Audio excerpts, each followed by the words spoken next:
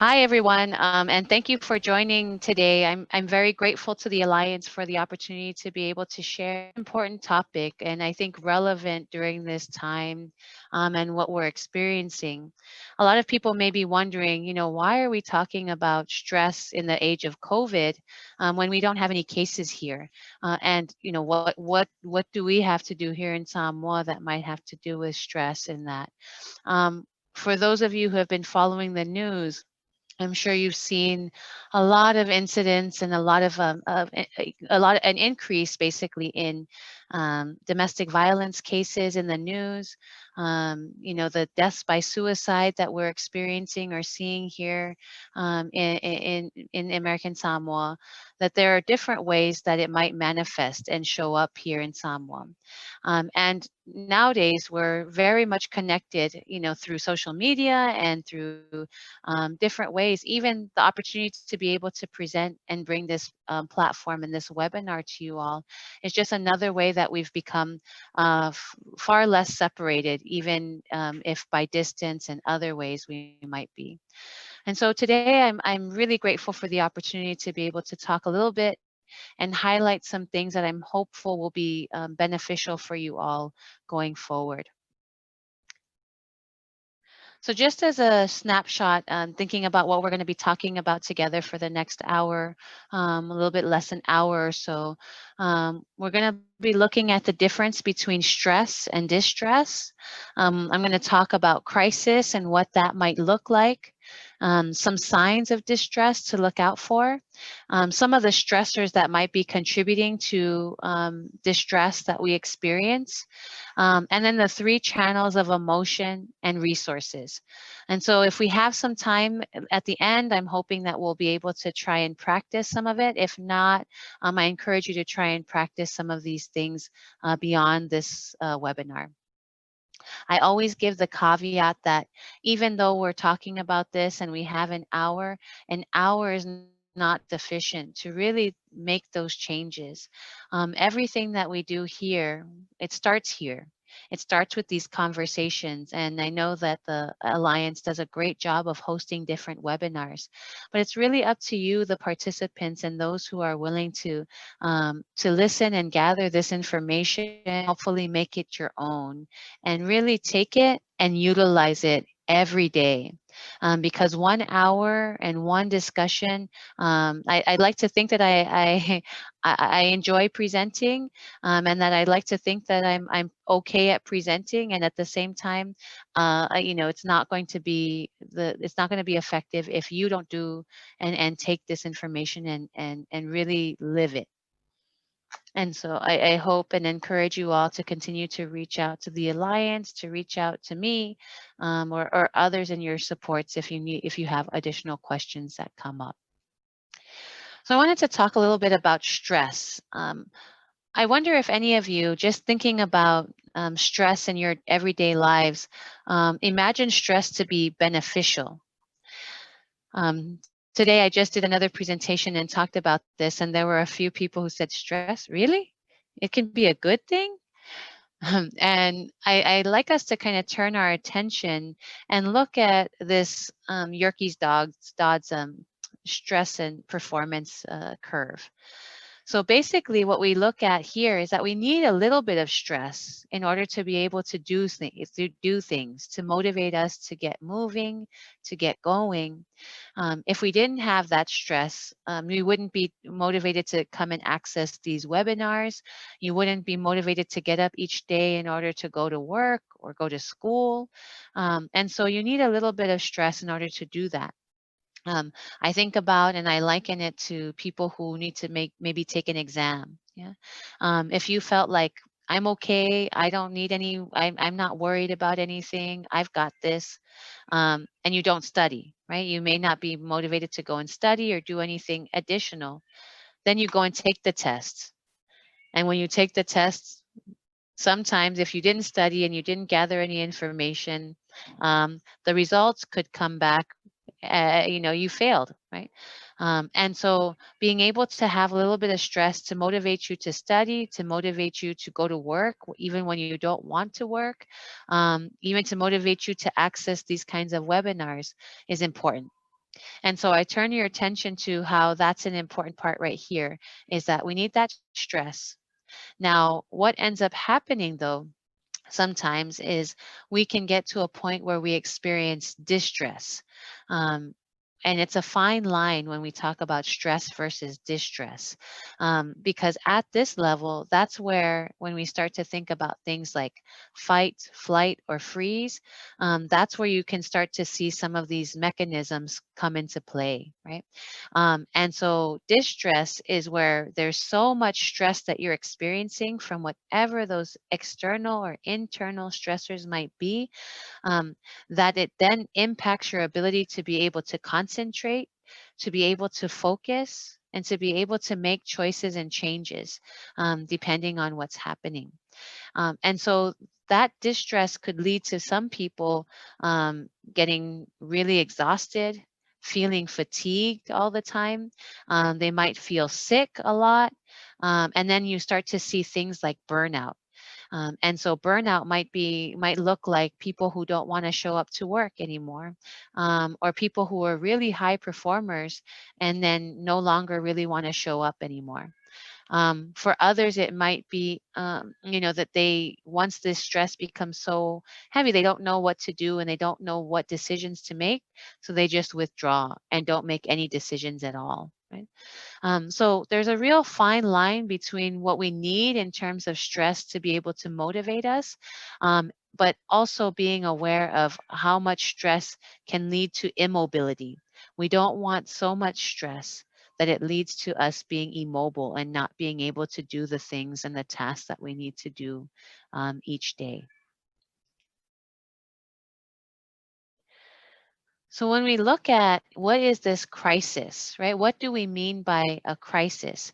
And so talking about this distress and looking at how crises can really put us into that distress, that level of distress at certain points. And so it's important to really look at, what does it mean when we're in crisis? What does that look like? And it really is one of those, and so we want to make sure we understand what that is. And crisis is really any event that's unexpected, right? An unexpected event that might have led to a dangerous situation that affects the individual, affects groups, affects communities. Yeah. Um, I don't know about you all, but COVID-19 sounds like one of those unexpected events that have really changed the way that we're navigating life, that we're, travel. It's changing the way families are interacting with one another. It's changing the way that friends are connecting with one another. So I would say, and that the times that we're in right now can represent a crime. Yeah. Now, what makes it difficult may be whether the person has their typical resources for dealing with a crisis are really overwhelmed, right? So the things that people would usually do, that you might usually do each and every day, whether that's praying, whether that's going to church, whether that's happy hour with your friends, whether that's watching TV just to veg out, those things, when you're in a crisis, no longer feel like they're sufficient. Yeah. And so you have those resources and you have those tools, but when you're in that crisis, when you're in a crisis situation, in a crisis mode, it really does overwhelm a lot of those things that you normally do. So, that's when you start to see more drinking, right? That's when you start to see things like we'll talk about with isolation and all of these other stressors all these other symptoms that could come up. Um, I recognize that there's a lot of things, and I'm going to be talking about today, that may seem like you'd have questions about them. So I want you to note them down, and we can address them at a later time.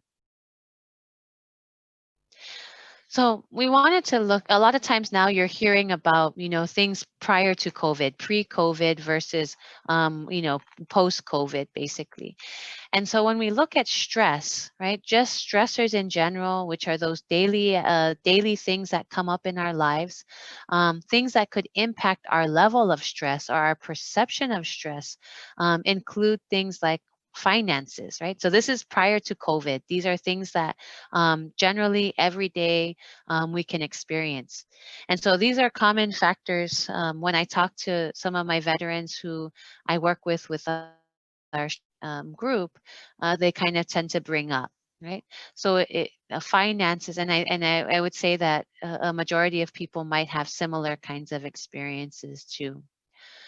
So when we're looking at finances, right? So finances are always kind of something that we see as difficulties, right? We think about falavelavez right now with, or even prior to this, falavelavez and the financial burden that that could place. Even sometimes not having enough finances, but having so many things that you have to kind of fasul, or you have to dedicate your limited financial finances to, limited financial resources. So finances can tend to be a big thing, a big stressor for people. Yeah? Not having enough, but having a lot of bills or other things coming towards us. We look at family stressors, things like deaths in the family, grief and loss, right? Maybe, you here in Samoa or even outside, matai titles, right? Having those family responsibilities and taking on a lot of those responsibilities can be stressors where you want to be able to help the family. And at the same time, there's a lot of demands that can be placed upon you if you're the sa'o of the family, if you're the head matai, the chief of your family, who's expected to really make sure that everything's running smoothly, especially when it comes to things like falabelaves or making decisions for the entire family, for the larger family. So those are some of those factors that we might see that are that can be unique to those within the Samoan culture. Yeah.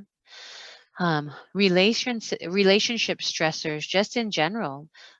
We saw it, that even though there's an increase in terms of what we're seeing with domestic violence cases, even prior to COVID-19, there were still relationship stressors that we experienced daily. Those might be miscommunication, those might be infidelity, right? In your relationships, those might be your relationships with your kids, just trying to get them to listen, right? Getting them to go to school, waking them up in the morning. I'm wondering if any of you kind of experience these, right? So relationship stressors don't just relate to romantic relationships. We're talking about interpersonal connections to others. Yeah. So kids, as much as you love your kids, that could also be another stressor too, having to make sure, especially if you have multiple kids and varying ages, that you'd have to kind of monitor. Yeah. Or if you're dating someone right now and there may be some concerns or arguments that come up around just normal everyday relationship stressors that we might experience. Then there may be community stressors. Prior to COVID-19, even though we're seeing an increase in deaths by suicide right now, or at least reported, and attempts, the deaths by suicide are not a new thing, especially here in Samoa or in the Samoan Islands. And so those can represent community stress, right? A stressor for our community. And so because when we look at things like that, when someone has died by suicide, it doesn't just impact that individual, it impacts at least that circle of six, right? At least six other individuals. Now think about in close-knit communities where you're not just going to work and going home, you may be, in the communities playing golf together or playing different sports, village games. You may be going to church together, that there are different situations in which that one individual doesn't just represent one individual. So again, can lead to different community stressors there. You think about lands and titles. We have a lands and titles court in Samoa specifically to deal with a lot of the issues that are going on with lands and land disputes, right? Maybe there's at one point we had shipping containers that weren't coming in very regularly. And so the limited supplies, food supplies, impacted not just one person or one family, but the community as a whole, right? So this was even something that happened prior to COVID-19. Then we're looking at general mental health functioning. What are some of the things that we're seeing generally, even prior to COVID-19? Feelings of depression, feelings of anxiety, feelings of trauma and stress, that those things were there even present before COVID-19. Now, what do we see during COVID-19 that might be a little bit different or might exacerbate?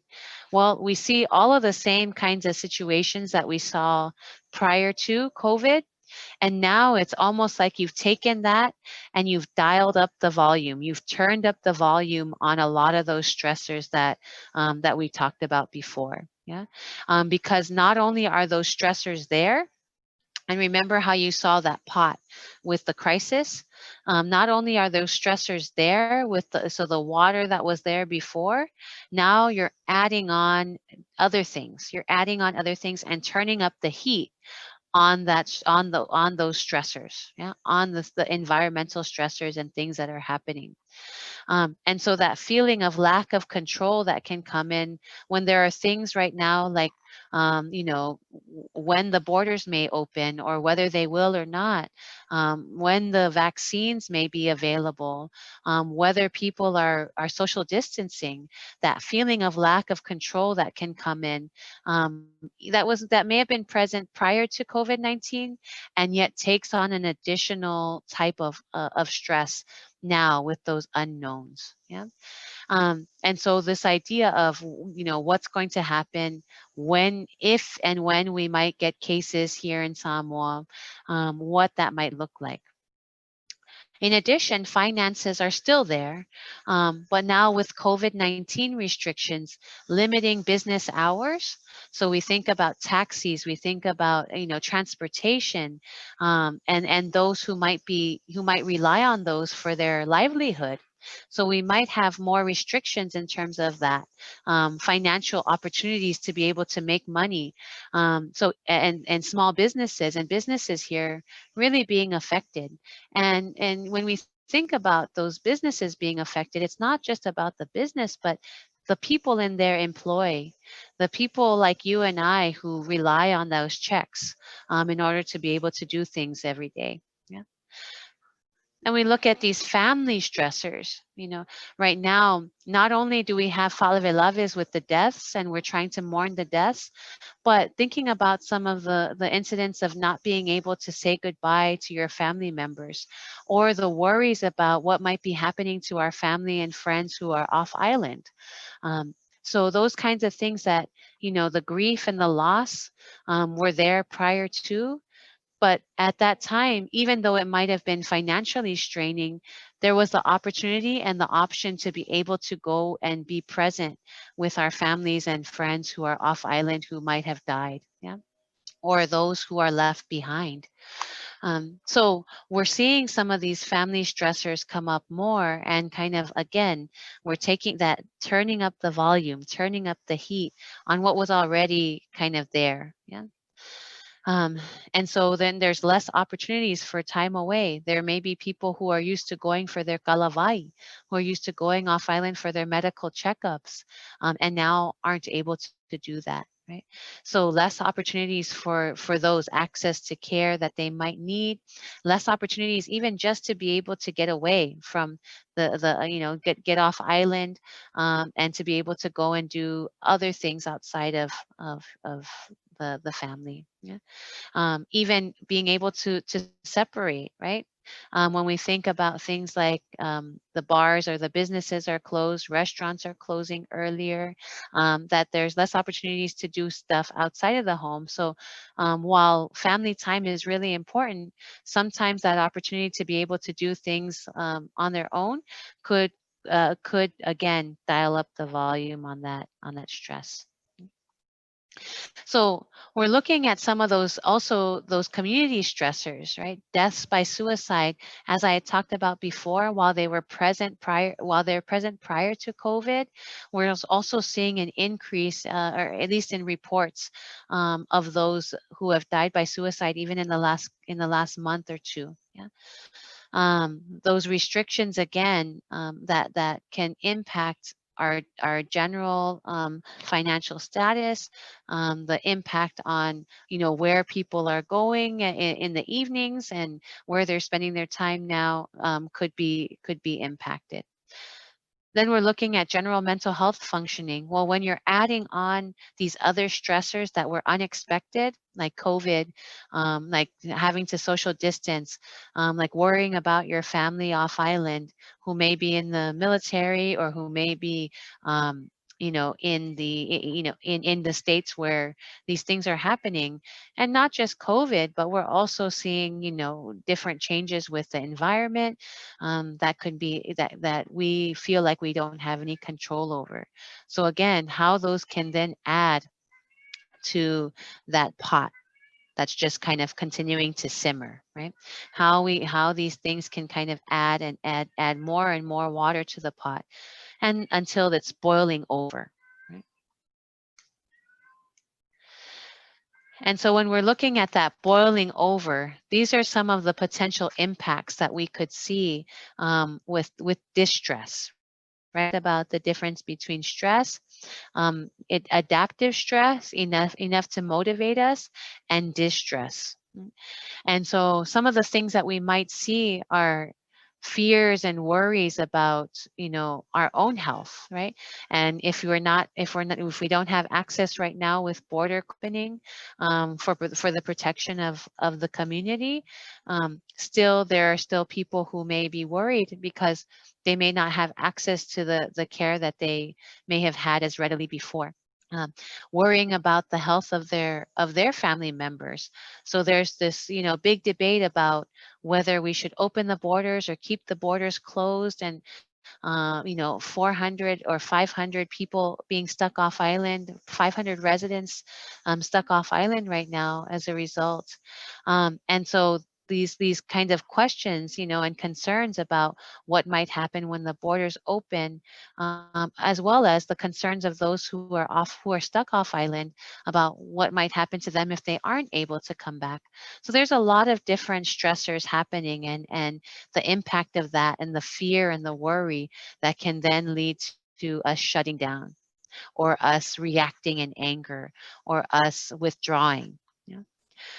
And the sleep and concentration, really having a difficult time being able to concentrate and focus on the things that, we were able to do before. That might be our work, right? Our work performance is impacted.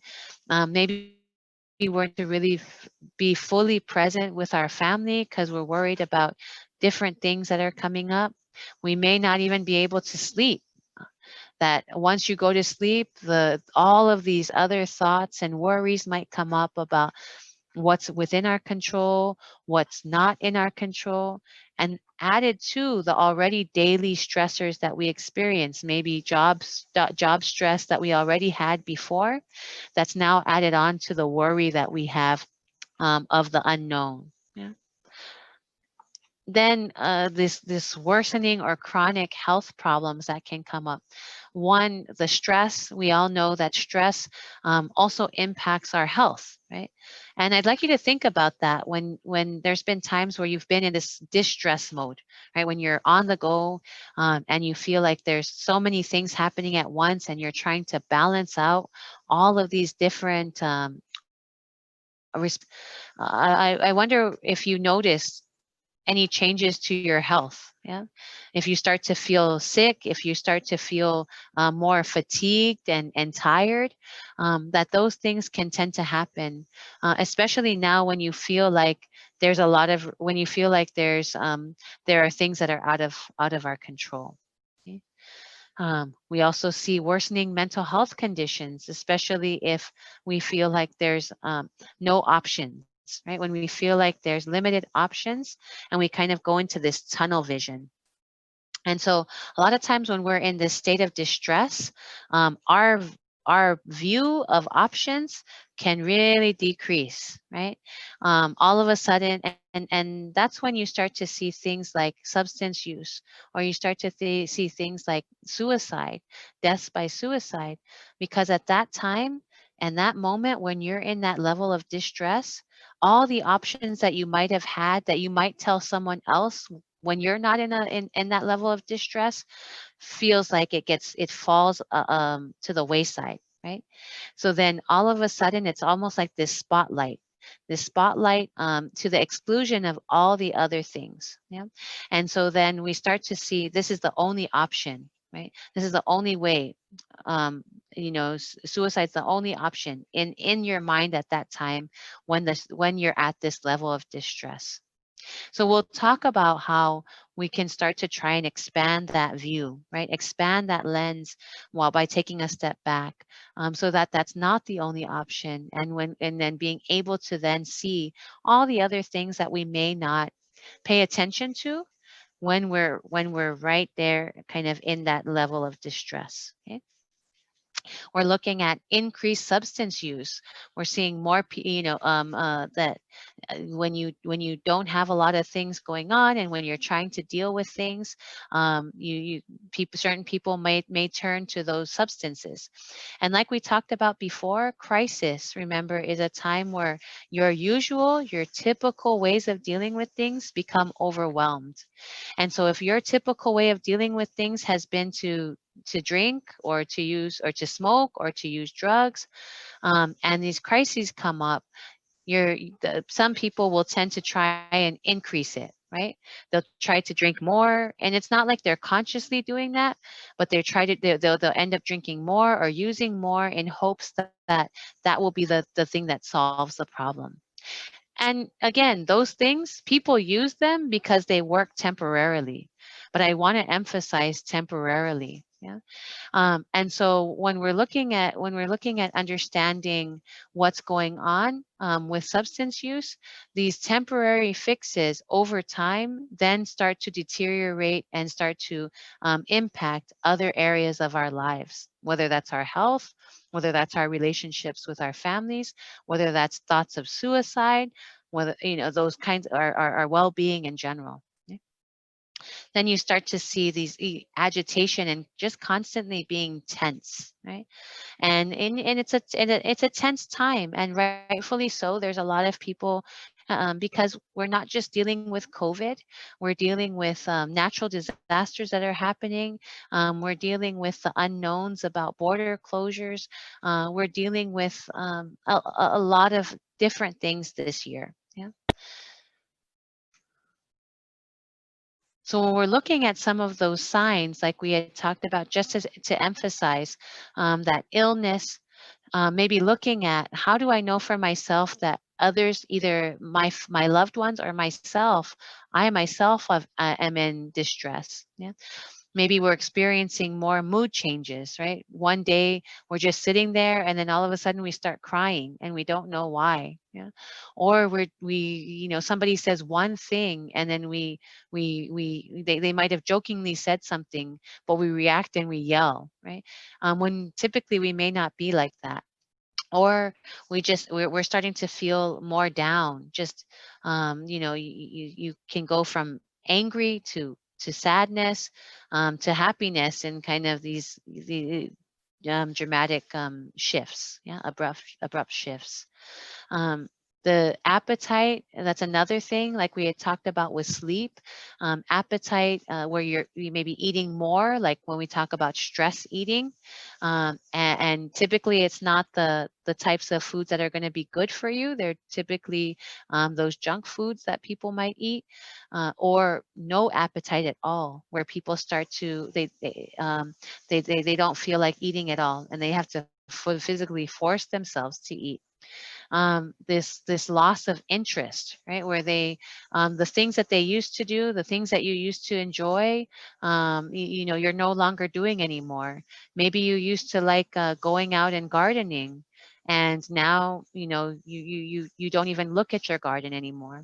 Maybe you used to like going out with your friends and playing golf or sports, and now you're not doing that anymore, right? So all of those things that you feel like, those things that you really loved, and then all of a sudden you're not doing them anymore, might be a good sign and indicator that there's something going on. And then that withdrawing again, where you may have been one person who enjoyed going and spending time with your friends and with family, and now rarely want to go outside of even your room. Yeah. And I put this asterisk as these kinds of things, we can experience them at different times in our lives. But this is really, we want to pay attention when it starts to affect our activities of daily living. And what I mean by activities of daily living are really those things that you do every day. Being able to get up and shower, your basic hygiene, being able to go and pay bills, going to work, taking care of the family, taking care of yourself and your hygiene. All of those things, when you're in this level of distress, gets really impacted and is noticeable over time. Okay? And we're looking, and then even these thoughts, suicidal thoughts or self-injurious behaviors. Now, it's not to say that everybody who's in distress will have these or exhibit thoughts of suicide, or want to hurt themselves, but it's just another key indicator for us if those thoughts are coming up. And just because people have thoughts does not mean they're going to follow through with them. And that's where I think we have so much of a opportunity through these webinars, through the connection to one another, in order to be able to do something a little bit different. So as we had talked about, sometimes there's been an increase in domestic violence cases that we've been hearing about in the news. Um, and that tends to happen not just around COVID, but around any sudden times like this, natural disasters, things like that. We tend to see an uptick in domestic violence cases during and after these kinds of crises, basically. So there's this, I put way just, right? And so when thinking about domestic violence and thinking about victims or survivors, there may be questions by others on the outside of, why can't they just leave? Why don't they just fight back? Why don't they just tell someone? And so I wanted to bring this up as something to really pay attention to and to be aware of for ourselves, but also for others that we might judge, thinking, why didn't they just leave that toxic relationship? These kinds of things are the reasons why. And we talk about this in terms of the power and control wheel. So when we look at this, see on the outside, there's physical violence, sexual violence that is outside of this wheel. And that band there around there is what keeps, right? What can keep people in that relationship, right? It kind of revolves and exacerbates each of these different areas. Yeah. So we see economic abuse, where the spouse or the significant other doesn't have any control over their finances. Yeah. They don't have any control. They don't know what it is that they have. Their check comes and goes right to the person who's taking that control. Using in the original Duluth model, they talk about male privilege. I wanted to highlight privilege in general because it isn't just something that's affecting women. It does affect those across the gender spectrum. Okay. And so being able to use privilege in different ways, where that the person who's in who takes that power, right? The abuser or the perpetrator may be the one who's using who makes all the decisions for them, even down to what they wear, even down to what they order if they go out to the restaurants, right? Treating people like servants. So imagine during this time where we're in the midst of COVID, and how that could get volume could get turned up when you don't have many other opportunities to go outside of the home, when everything is kind of centralized now, even more so in the home. Yeah. And children, we think about right now when COVID hit in March, the children kids were at home more. And so using kids and using their kids as kind of um, a pawn, I guess, if there's, for lack of a better word, right? Making somebody feel guilty that, if they were to leave or if they were to do something, that who would watch the kids, who would take care of the kids, that you don't care about the kids, right? And so and then using isolation. So I'm only going to highlight a few of these given time, but that we could use isolation to really try, and what ends up happening is that the victim or the survivor ends up being the one who they don't talk, they aren't able to talk to their friends and family anymore. They the person who's abusing or does the abusing, um, or perpetrator, ends up being the one who cuts them off from everybody in their family, right? May cut them off from others, doesn't allow them to go to family or friend events. Yeah. And so over time, you feel more and more isolated, feeling as though, yeah, no, my family won't take me back. I cut them off. I haven't talked to them. They say they must think I'm horrible, right? So all of these things that can really get dialed up during this time. But I really want us to remember and keep in mind that when we ask about why don't they just, these are some of the factors that come into play that can really affect why they don't just get up and leave, or why they don't just pick up their kids and move on. Yeah. And, especially during this time with the economic abuse, if you feel like you don't have any resources, any financial resources, and you feel isolated, and then on top of that, with COVID-19, you aren't making as much money for some, so the stressors just get bigger and bigger at times. So we want to look at the three channels of emotion. Yeah.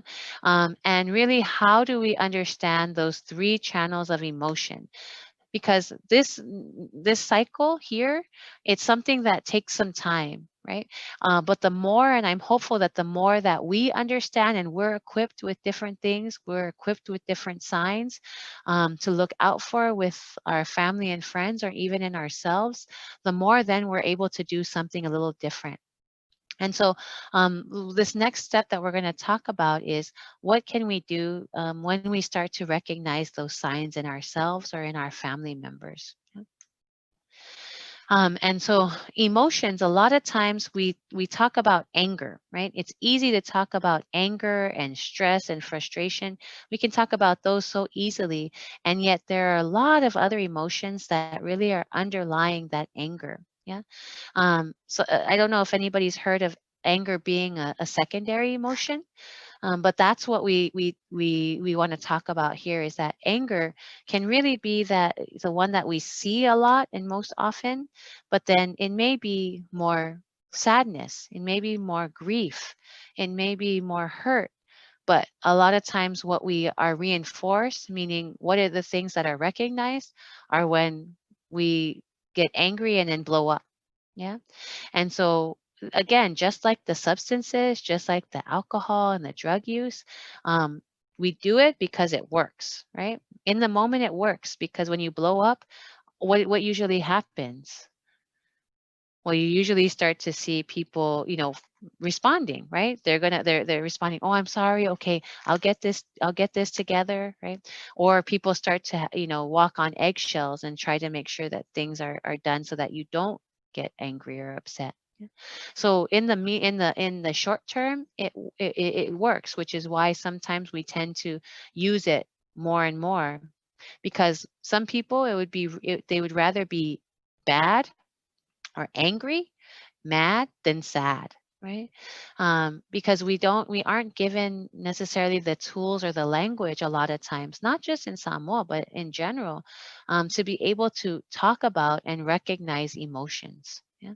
So when we understand and take care of those three channels, then we're better able to then expand that lens like we talked about before, so that we kind of move from that level of distress and slowly tick back to that stress, to the area where we need to be in order to make those decisions that we need for ourselves. And so when I look at this, we look at this as kind of, and you see there are arrows that are going between these three areas. So we want to look at emotions being channeled through three primary areas: through our thoughts, through our body, and through our behaviors. And I'd like to just give an example when we talk about, just the stress in general, right? So some thoughts that we might have, that you might have and might identify with here, especially during this time, is it's never going to change. I can't trust anybody. Or who do they think they are to do that to me?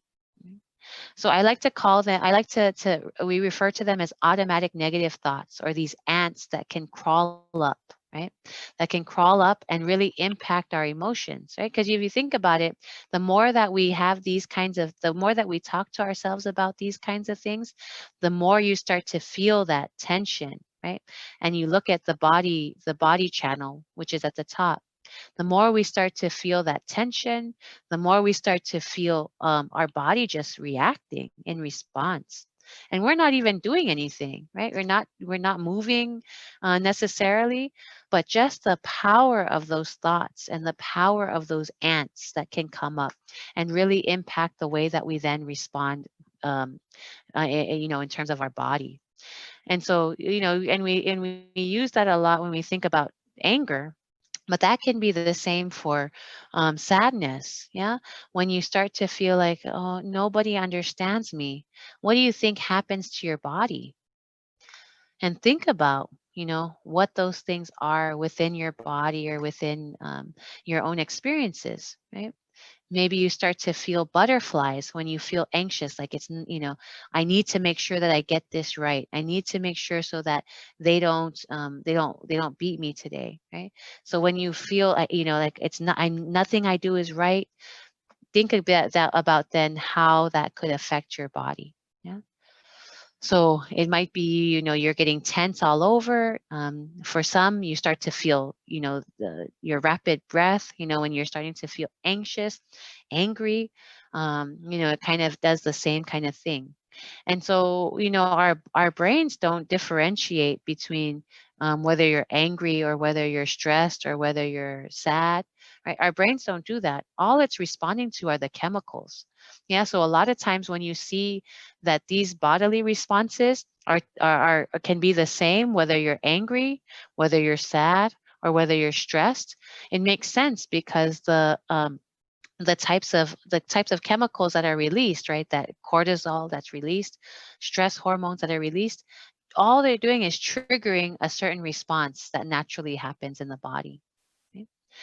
And so when you start to feel tense, and you feel you're feeling your heart rate beat, then all of a sudden certain behaviors could happen.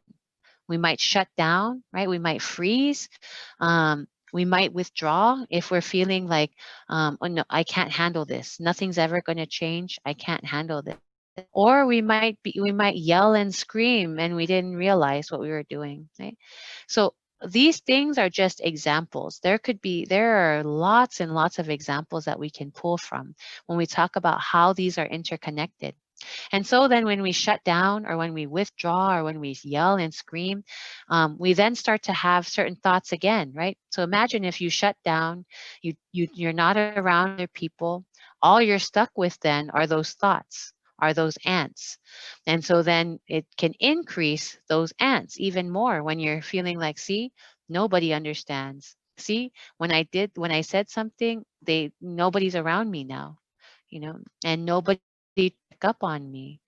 So imagine that cycle continuing to happen over and over again if we don't break it.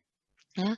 And how that can increase that stress, and move it from stress to get us motivated to distress as easily, just as easily as it came. So when we're looking at these three channels of emotion, so we went from red to now, what do we do with it, right? If we understand now the connection between our thoughts, those ants, our bodily reactions, our physical reactions, and then also the behaviors that we then do, the beauty of it is that we weren't born with these types of thoughts. Yeah. And when you think about it, kind of growing up, initially that those thought processes, the ability to be able to understand and make sense of things, those are the last things to come in. Yeah. So we weren't born with the prefrontal cortex. So we weren't born with this cycle. These ways of thinking about things. So it gives me hope that we can then make some changes and make some adjustments to that. Okay?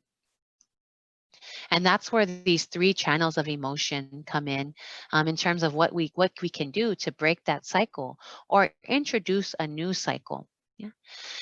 And so when we're looking at these are some options of things that I'll go into a little bit more in just a bit, on what are some of those concrete tools that we can use when we start to feel ourselves creeping up towards that level of distress, or when we start to see those around us starting to creep up there. Yeah. So the thoughts, like those ants that come up, where it's never going to happen, it's always going to be like this. I'm not good enough, and nobody can be trusted. Yeah. These kinds of things where and if you think about that, what makes it hard for some of our victims or survivors of domestic violence, domestic or sexual violence, to come forward. Yeah. Because they don't want to, if they feel like it's their fault, if they feel like I should have done something, I should have done more, right? Those should haves, could haves, would haves, all ants, right? That can then increase tension even more.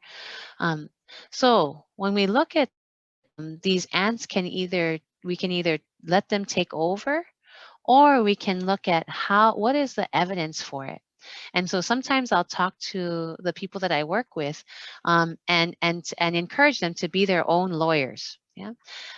What's the evidence that nobody can ever be right? Are there people in your life that you felt you could trust, even if it wasn't now? Yeah. Or nothing's ever going to change. What are some what is that 100% true all the time, that that it's not going to change? What tells you that? Yeah. So really trying to be mindful about what is it, is it 100% true, those automatic negative thoughts that come up. Yeah.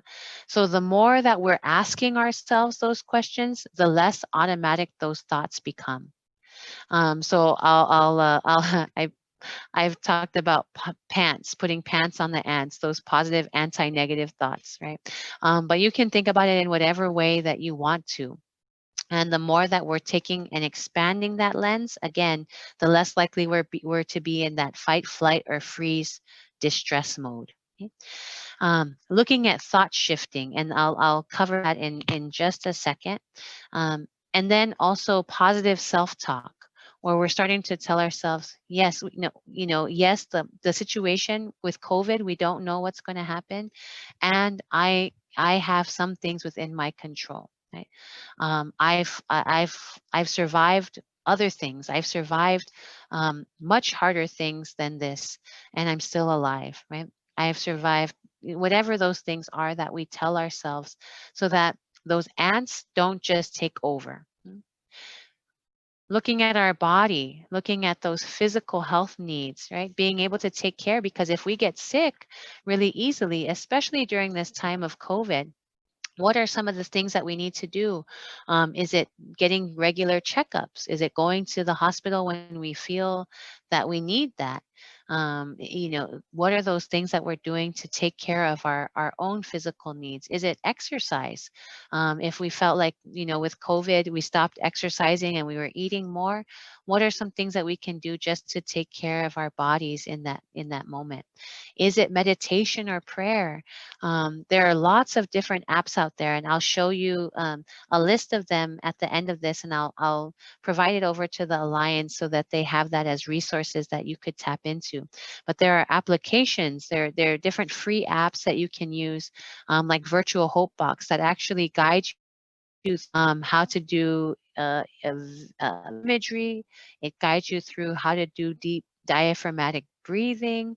It guides you through how to do progressive muscle relaxation, which is really helpful for those who can feel disconnected from their bodies. Yeah, especially when they get really angry and can black out. And meditation can be, for a lot of our Samoans here, prayer is another form of meditation. And so it's that opportunity to be able to focus on something greater than ourselves, and investing that entire energy, our entire energy in that. And looking at even our physical environment, what are some things that we can adjust in our physical environment so that we do feel safe, we do feel healthy in that environment? Because sometimes the environment that we're in can also lead to us being can contribute to our sicknesses, yeah, and illnesses. Then I'll talk a little bit about and give you some tips on sleep. There's a lot of things out there on sleep, but I'll just give you a couple of things that I think might be helpful. Then looking at this other channel of our behavioral channel, in what ways are we taking, do we need that time out, right? If we feel, and I'll always ask people on a scale of 0 to 10 or 0 to 100, where is your stress level right now? And again, it's going back to that awareness, being aware of what's happening in our bodies rather than just going on autopilot. Yeah, rather than just reacting. And so sometimes if we're feeling like our stress level is at a 9 or a 10 or 8 or a 9, maybe that's where an indicator that we need to take a timeout, take that time away. So say you're arguing with your significant other, or you're angry with your kids and you feel yourself at an 8 or 9 or a 10 already, an 8 or 9, that at that time we're saying, you know what, I'm going to remove myself right now, right? So you're telling them, I'm going to remove myself right now because otherwise something's going to happen. I'll come back, give me till tomorrow, or whatever that time is, right? That we're putting that out there for them so that they know. Looking at maybe other activities. Remember, we talked about how some of those signs of distress that happen is that we stop doing the things that we used to enjoy doing. And so, looking at all these different things, thinking about activities that maybe you used to do, or that your family or loved ones used to do that you're no longer doing anymore. And how can you consistently add that in? Yeah. And so all of these things that I'm giving you, I'm hoping that you're thinking about things that can be feasible. I would hate for you to say, okay, I'm going to go at my pleasant activity that I love doing, is jumping on the plane to go to Hawaii. Right? One, how often can you do that, especially right now with COVID? Two, even without COVID, how many people could just jump on the plane, especially when we only have 2 flights a week? So you really want to make it something that you can incorporate into either daily or weekly, something that you can consistently do. Okay, so maybe that pleasant activity is just going to the OMV with your kids or your family, or maybe it's just having a date with your spouse or your significant other, or it's going with your friends to go and take a ride. Whatever those things are, as we're talking here, the goal is to really look at things that are going to work for you, and then looking at how do we get those supports, right? Seeking those supports. So looking at sleep right now, we want to make sure that in the environment that we're in, there's different ways that people can think about it. Earlier on, I would advise people, that it has to be pitch black. We have to make sure that everything is off. But we're learning more and more about some of the changes and really having to adjust to what's reasonable and feasible for people. Yeah. And so when sleep is impacted, just considering what your environment could be like, if lights are on all night, or if there are noises that are beeping, maybe it's your TV that's on all night. Those things could keep our brains activated. Yeah, even when we don't know it could keep it activated. So just being aware of lights, and if maybe you might need a light in order to sleep, rather than turning on the big light, maybe it's looking at a night light or something that you can adjust to put to have there. Are you sleeping with your kids, or is your bed partner moifiki? Yeah. Um, so yeah, my bed partner can be moifiki sometimes. So thinking about how those kinds of things, or are you a really light sleeper and your partner isn't? Are they snoring? Those kinds of things that we want to keep in mind. Adjusting the temperature in the room. So maybe if it's really hot in your room, maybe it's adding another fan. Putting a fan in, or you're turning down the temperature in your room. But those environmental things are one thing, but also looking at these routines that we can do, right? To, what are we doing before bedtime? Yeah. What are we doing? Are we watching the news? Are we, because sometimes in the past I would TV, but for some people that can be more agitating and keep them up more, even longer. So watching the news or watching something that's your attention is really something that's not recommended, because the news kind of can get you agitated, right? That's the nature of news. Or watching a new movie or a new show that you want to kind of you want to pay attention to. I recommend that if it's something like you need something to fall asleep to, that you put on something that you already know about, or that you regularly already do, like you've already seen maybe 100 times. That won't really capture your attention because you already know those episodes. Yeah. Maybe there's worry about falling asleep because of those of nightmares. Yeah. And being able to kind of either write down those worries or do something that helps you to wind down. Just like kids, we need a wind down time as well. So it's not just jumping straight into bed, but what are we doing to help take care of us? Is it taking a hot shower? Is it, putting lotion on us? Is it something else? Is it writing down the worries of that day? Okay. Also, being careful about waking up in the middle of the night and then going to use your phone, because again, the phone can keep our brains activated. Okay. I'm recognizing our time, and so I don't want to go too much more. So I'm just going to give a couple of examples going forward. With the thought channel, like we had talked about, maybe it's being able to shift those behaviors, being able to shift those thoughts in the moment, so that you can then regulate, so you're not at a 9 or a 8 or a 9, but helps you to come back down so your ants don't take over, right? So maybe that's focusing on something else in the room when you feel that stress level is going up, focusing on something else, describing, what it looks like, what it feels like in the room, what it smells like there. Yeah. Some of these positive self statements, like I talked about, one day at a time, progress, not perfection. If I try, I can succeed. Maybe that's you writing it up in the mirror. Maybe that's you writing it where you normally would go frequently, right? In terms of the behavior channel, like we talked about, with that timeout, stopping, even sometimes I'll even have people do that, literally time out. I need to take a step away, come back, and the idea is to not avoid it, because avoidance is another thing that can continue to exacerbate and increase that stress. But avoiding it for the moment and then coming back to it, right, to be able to address it so it doesn't build up. Okay? This safety plan is another thing that maybe for those who are involved in situations where they're a victim or a survivor of domestic violence, that they might need to create a plan for themselves if something happens again. Maybe where do the kids go? Understanding, who are they going to go to if they start to see their spouse get agitated again? What are the signs, right? Where can they go? Where do they have money stashed? Things like that.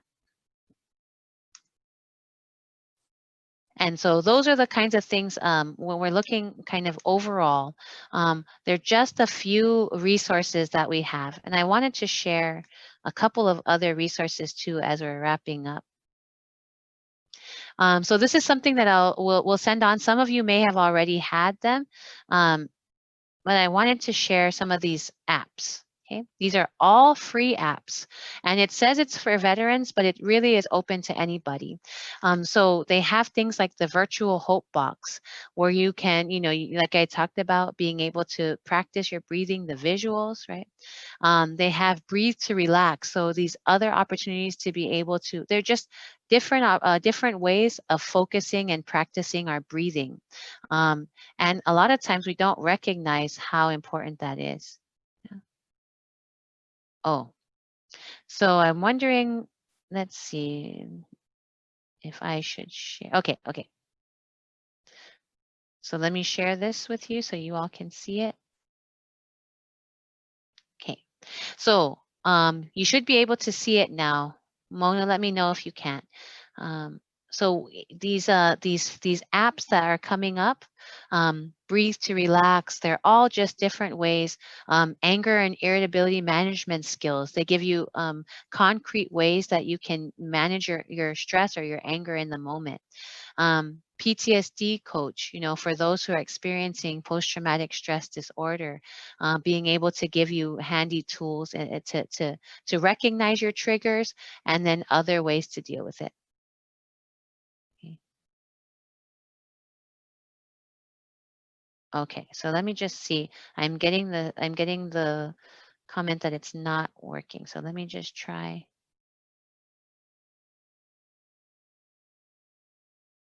Let me stop sharing and try sharing again.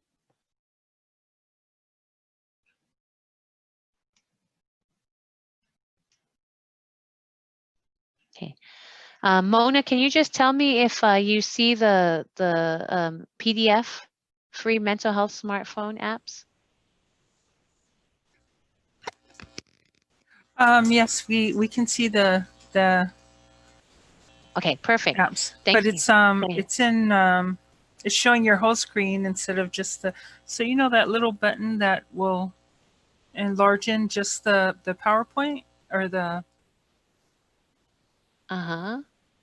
Okay, let me see. Um, okay, I guess this is okay. Yeah, Okay, sorry. sorry. I'll try to I'll send this on so that the alliance will have access. You'll have access to it as well, because there's a lot here, so it's not going to be something that you'll be able to take in all at once. But I just did want to give you just an idea of all the things that are available, all the resources that are free that are available by apps. If you don't feel like you can access them anywhere, if you don't feel like you can access other resources or don't feel comfortable going anywhere locally, even though we have some awesome advocates like our alliance and others. So these are some of the different apps. There's one for helping you to quit tobacco, cigarette use. So moving forms of dealing with some of the trauma and how you move forward. There's so many different things. So I like about and there's other things on in terms of classes that you can take that are free too, even the mindfulness-based stress reduction. So there are so many different things out there, resources. If you don't feel comfortable going locally, know that they have these available. Okay.